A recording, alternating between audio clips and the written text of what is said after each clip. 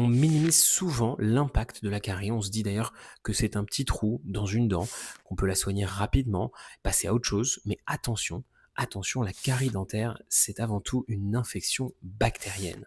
Elle se développe d'ailleurs lentement, sans forcément provoquer de douleur au début, puisqu'elle attaque les mailles, ce qui la rend d'ailleurs assez insidieuse. On commence déjà par avoir l'émail qui est touché, la couche externe de la dent, c'est pour ça qu'il n'y a pas de sensibilité, qui se fragilise, puis elle progresse sur la dentine, finit par atteindre la pulpe, la partie vivante de la dent, où se trouve d'ailleurs le nerf, les vaisseaux sanguins, et là, à ce moment-là, les choses se compliquent.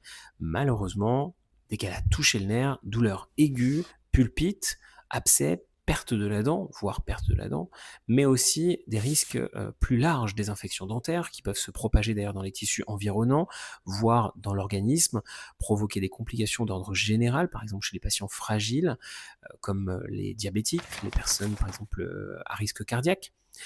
On peut aussi avoir une conséquence aussi chez l'enfant. Les caries précoces peuvent impacter, peuvent interrompre l'éruption ou attaquer les dents définitives, peut également créer de la problème au niveau mastication, parole, croissance de la mâchoire. Donc effectivement, une carie, attention, ce n'est pas quelque chose d'anodin. C'est une pathologie qu'on peut bien sûr éviter avec des bons réflexes. Alors le brossage, l'alimentation, tous les bons réflexes que l'on connaît, faire bien attention à faire des contrôles également chez votre praticien. Et c'est toujours mieux, bien sûr, de prévenir quelque chose qui est simple plutôt que d'aller guérir quelque chose de douloureux.